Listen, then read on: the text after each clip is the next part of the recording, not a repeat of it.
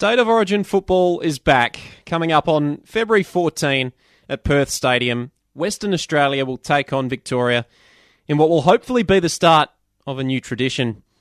In the lead up to the game, I will be chatting to some of the greats of state football, reminiscing on some of the great games, players and moments of the past. In the first edition of the series, I was lucky enough to catch up with Geoff Southby, who represented Victoria 16 times. Geoff played 268 games for Carlton between 1971 and 1984. In that time, he won 2 premierships in 1972 and 1979. He was a 2-time best and fairest winner.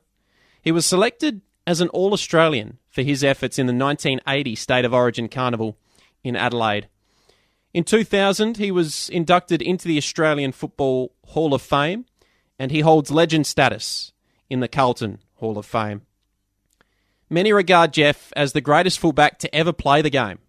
So sit back, relax, and enjoy the stories of Geoff Southby, my first guest in the series as I put a spotlight on State of Origin footy. Away we go once again through Southby. Tractor for the second attempt, couldn't do so. We are here today with one of the great fullbacks of all time, 2-time premiership player at Carlton. Geoff Southby is with me. Hello, Geoff. Oh, g'day, Matt. Yeah, nice to be with you. Yeah, glad to have you on the show today. What are you up to these days? Whereabouts do we find you in the world?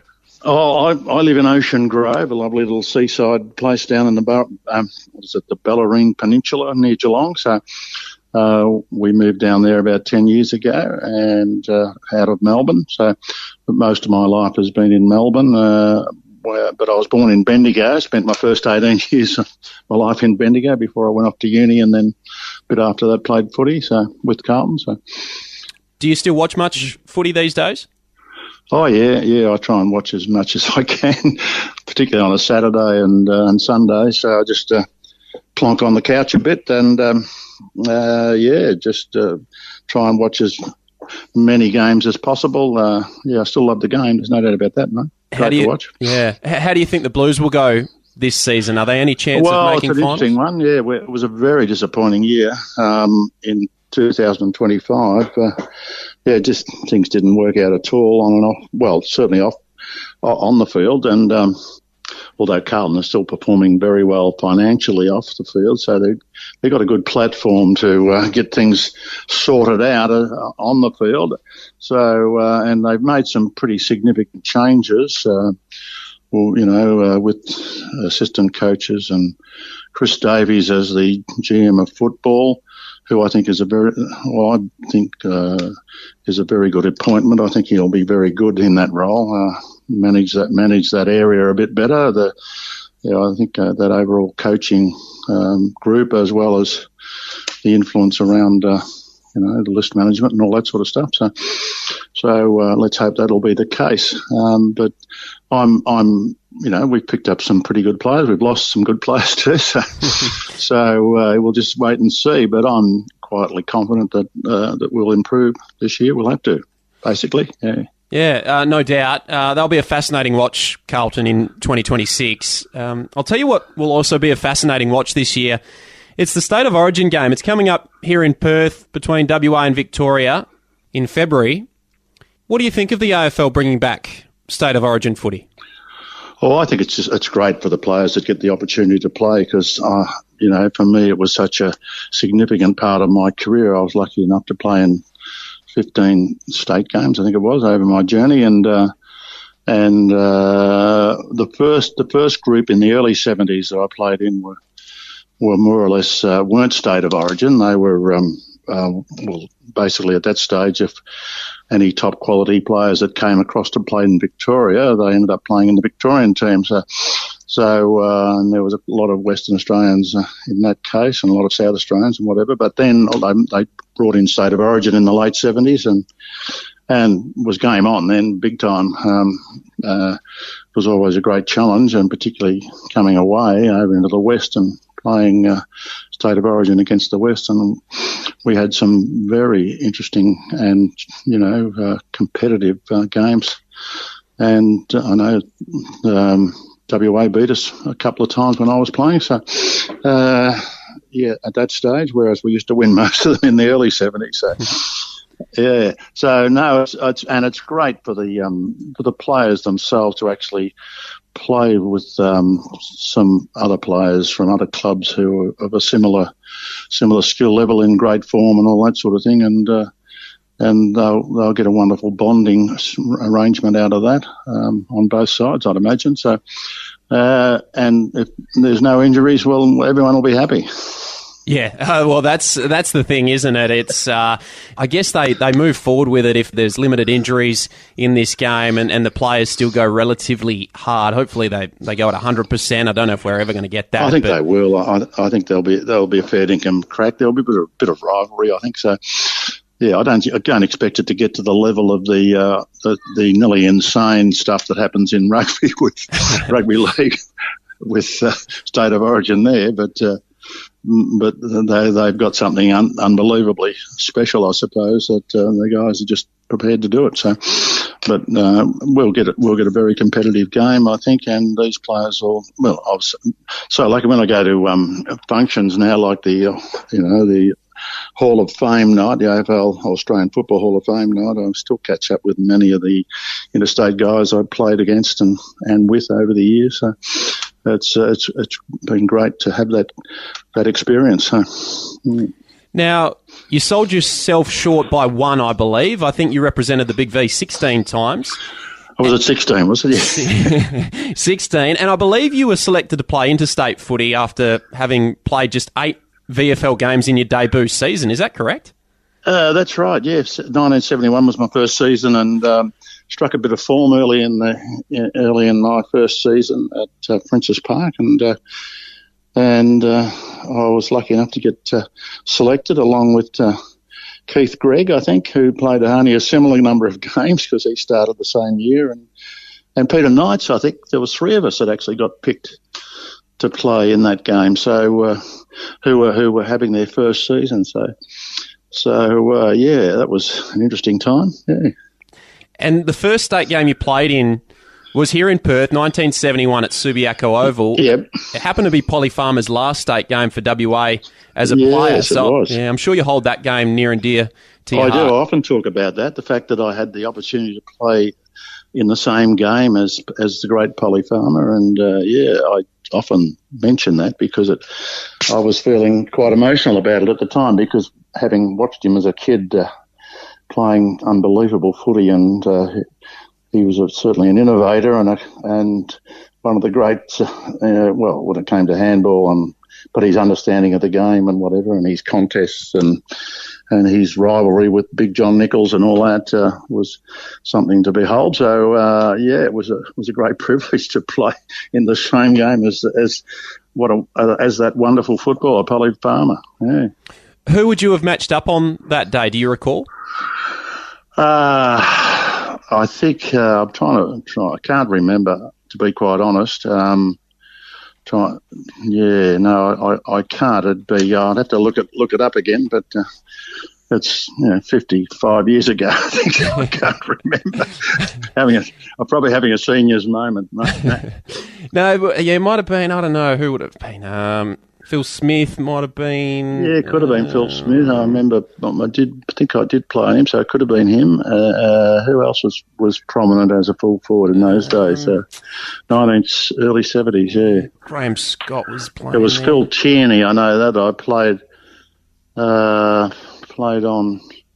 And the following year, I think in a game after the end of the season, but it might have been Phil Smith. I don't know. Yeah. But anyway. Long time ago. Yeah, and now you didn't play in the first Origin game in 77, did you? No, I didn't, because 77 I was in. I was going through a bit of a transition at Carlton at the time, and had 77 was a year when I was. I think I missed the first 5 or 6 games because I stood out. I was trying to go to another club at the time, so and that did work out. But that was an interesting time for me, and so it took. But I came back sort of halfway through the season, and then played some pretty good footy at fullback and all that. In 1976, I think I actually played at full forward for half a season too. So at that stage, it was the middle of my career, and you wanted to challenge yourself a bit more and change things a little bit, and I was getting a little bit stale at fullback, I think, and all that. But anyway, got through that transitional period and managed, probably luckily, to stay at Carlton. They didn't want to clear me they couldn't at the time, not like they could today, or not.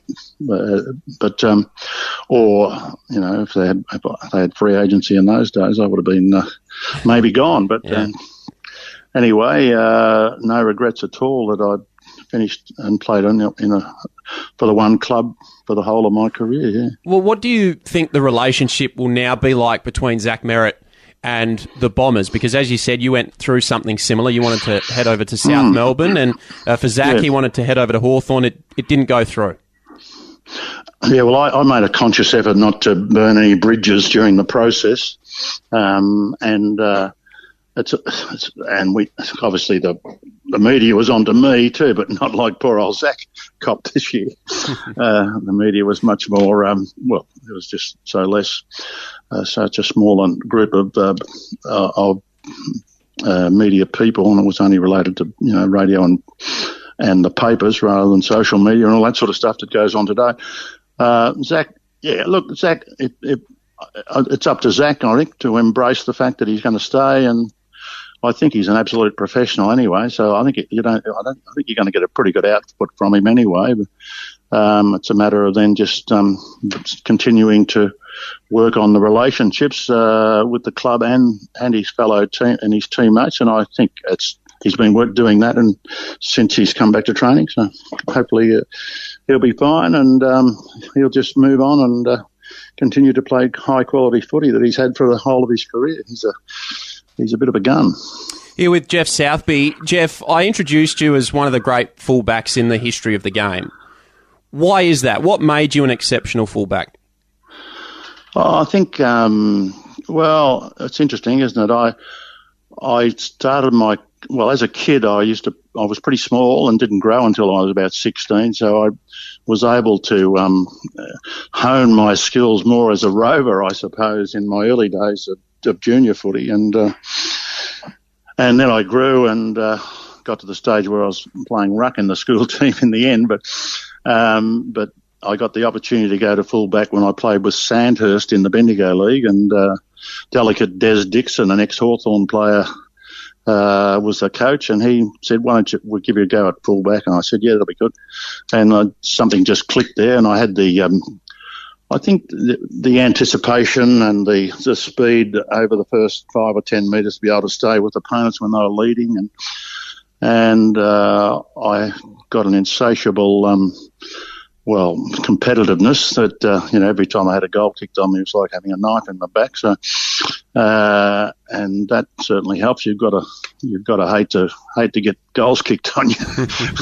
And it's a bit like hating to lose is maybe probably a better measure of potentially selecting a player. Their ability, their hate to lose factor over their will to win factor. I think if I was recruiting, you'd be going to the hate to lose thing probably more than the will to win. So that's an interesting concept, I suppose. But yeah, there was all that. Lucky, I was lucky enough to play in a good team and plenty of support around me, and I was lucky enough to play 250 games behind Bruce Doull. So you can understand that he made my job a fair bit easier too. So. And 220 games behind, with Curly Austin, and so we had a very settled backline and all that sort of stuff at the time. So so it's footy's about the team more, and that's when you win your premierships, where you can get it all together. So there was an element of luck getting the opportunity to start with at Carlton. Wes Loft retired too, I think, the year before I arrived, so gave me there was a space open there at fullback, and I made sure I seized the opportunity, I suppose. So it was special to play at Carlton during that 14 years or whatever that I played there. So. Oh, and some incredible names over that time. You look back at Carlton from, say, the 60s through to the 90s, and there's so many iconic names. Out of those players that you would have played with, was there one that just stood out above the rest? Well, it's hard to know. I mean, you look at the likes of Big John Nichols and his influence as a leader out in the field, as well as his own brilliance as a footballer, and his incredible intimidation of the opposition, which is, I've never seen anyone as more intimidating than Big Nick. He only had to look at you, and basically, you felt a lot smaller than you were, but then you've got Alex Jesselenko, one of the most exciting footballers ever to pull a boot on, and I used to love just watching what he could do at training at times, and some of the stuff that he did. He was just a brilliant footballer, and then you got Bruce Dirl, who probably just Mr. Consistency, the most respected player at Carlton, I think, for probably in its history in a lot of ways. So yeah, I had the privilege and the fortune to play with three of the best, and that's only three of them. You could go on and add a few more, but in my time they were probably the three greats. So yeah. Oh, yeah. I mean, Jesselenko, more of that mercurial type of player, and you think of Bruce Dill, more just by the book and do everything right sort of thing. Yeah, some great names.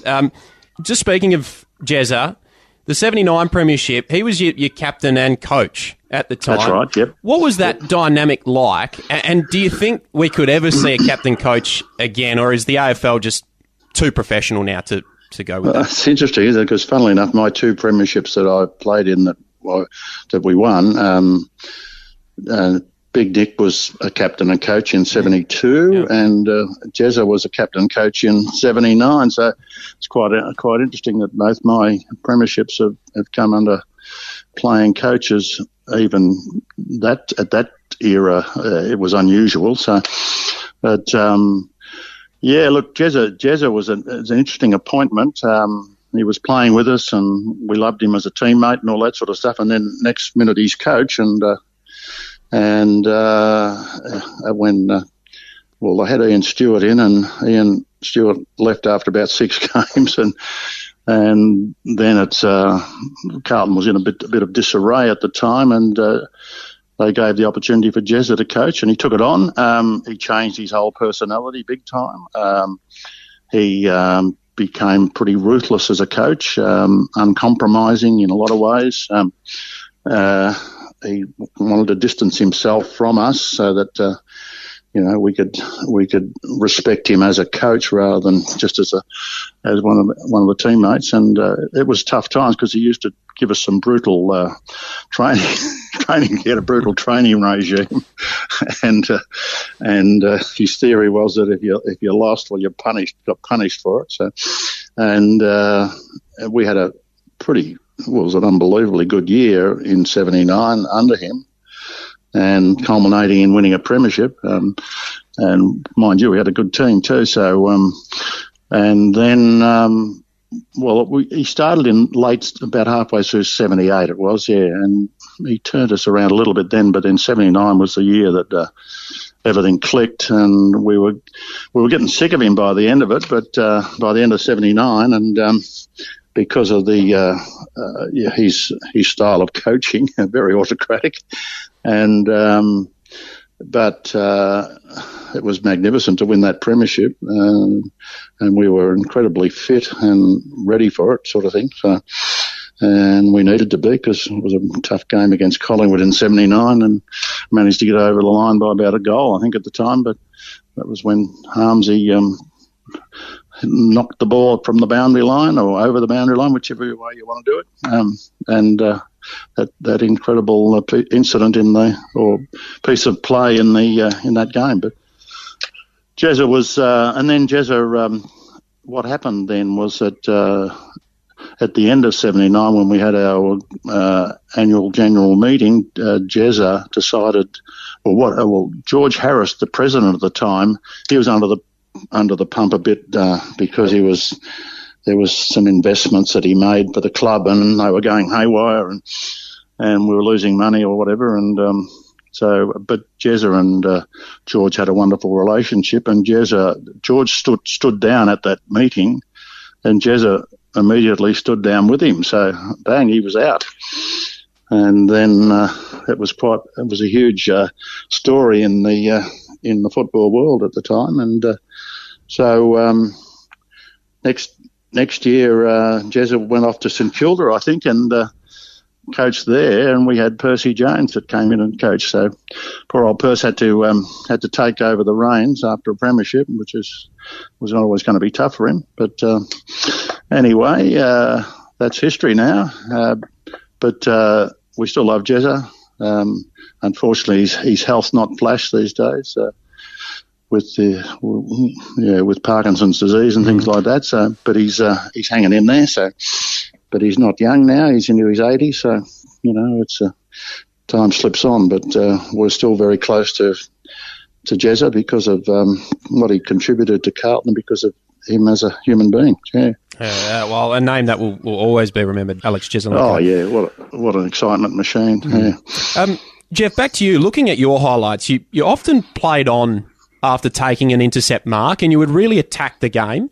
Yep. Was that instinctual in the moment, or was it more of a deliberate tactic? A fair bit of instinctual stuff, but I probably should have mentioned that earlier I think David Dench and I were two more innovative fullbacks of the early 70s, and that was because we were prepared to be a bit more bolder and play a lot more attacking football, but at the same time, making sure that we were doing our defensive stuff. So.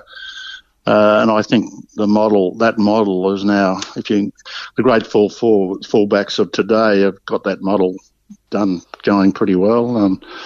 So the ability to actually attack and create something gives you a real boost anyway when you do it, rather than being solely defensive. And it's important these days that you do it. And I think, playing on and I had a bit of bit of speed off the mark, so I was able to go bang and take off and create a handball or kick over the lines with a long kick and all that. So, and it really helps the team in terms of their forward momentum. So, and I think we missed Carlton, the team last year, missed a lot of that. And if I've got any criticism of Wiedering, who's been a magnificent player for us, is that he doesn't do it enough, and he needs to probably add another string to his bow, I think. Hopefully he can do it. So, yeah.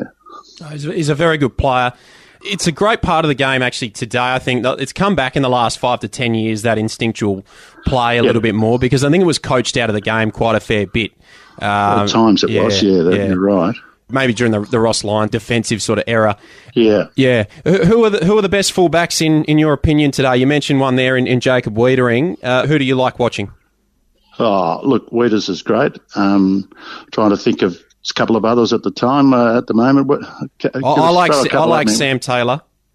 Sam Taylor's good, yeah, beautiful mark, and he tries hard to be attacking when he can. Harris Andrews would be another one. Yeah, well, Harris Andrews is probably the yardstick in a lot of ways.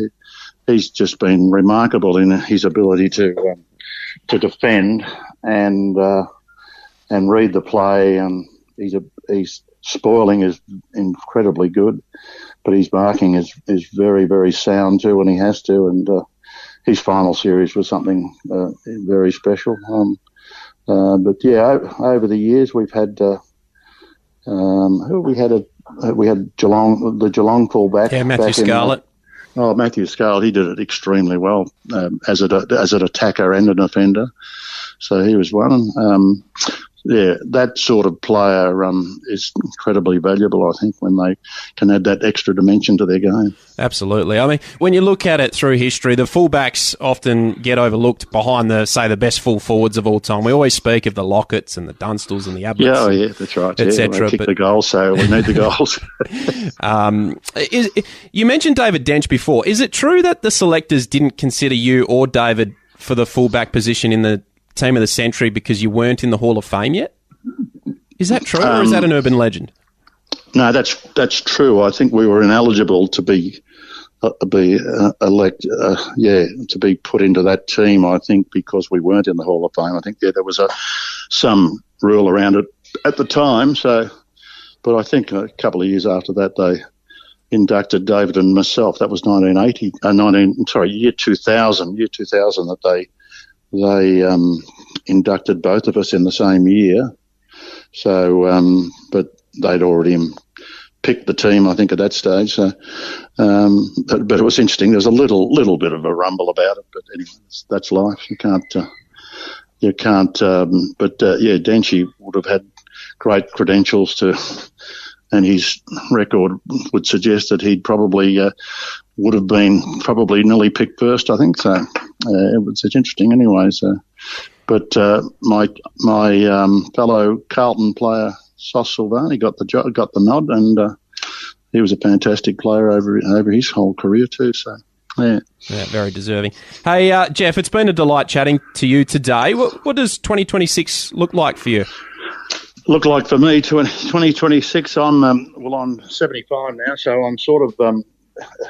I've had a little business running for a number of years in recruitment, not football recruitment, but in business recruitment, and I'm winding that down at the moment. So there'll be a bit of golf going on, I think. I'm lucky enough to be able to walk around a golf course still. So I had a back operation early last year, and that worked out really well. So my football injuries are sort of under control at the moment. So I'm looking forward to a bit of golf, but family time, watching the Blues when I can, and I'm on the past players group at Carlton, so that keeps me close to it. So we have monthly meetings where we work on our agenda of helping the health and welfare of past players. We've been able to fund ourselves pretty well over the years by running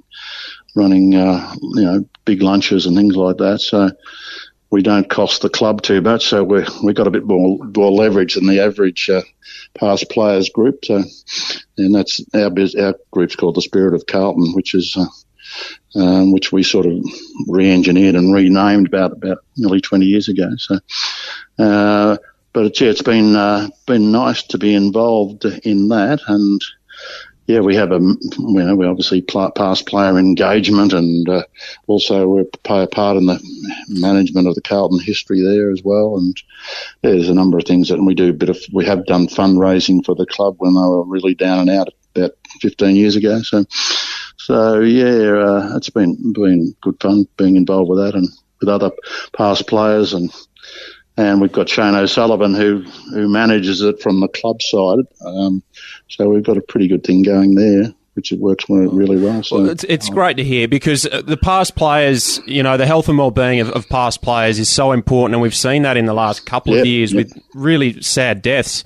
Only very recently, which has been devastating. So it's so important, isn't it? Very much so. And it's important that, we try and do our best to assist those that, and there are some that fall through the cracks a bit, and you miss out on, and then all of a sudden things become very serious. So, yeah, it's a big responsibility, I think, of a club to have a group that can focus on past players' health and welfare, as well as their engagement and all that sort of thing, and support them in as much as we can. So, and your mental health is A-OK? Yeah. I've had my moments over the years, but in the last 20 years, I've probably been as healthy mentally as. So I've been lucky. I got through a nasty period, and on a sort of a maintenance dose of medication, and trying to manage my mind a bit better than I used to as a youngster. So, yeah, I'm okay. Touch wood, mate. Beautiful. Great to hear. Geoff, thank you very much for taking the time today. It's been an absolute pleasure chatting. All the best to you. Good on you, Matt. Appreciate it. Thanks for the interview. Geoff Southby, Carlton legend, all-time great fullback, two-time premiership player at the Blues here on Sports Drive today.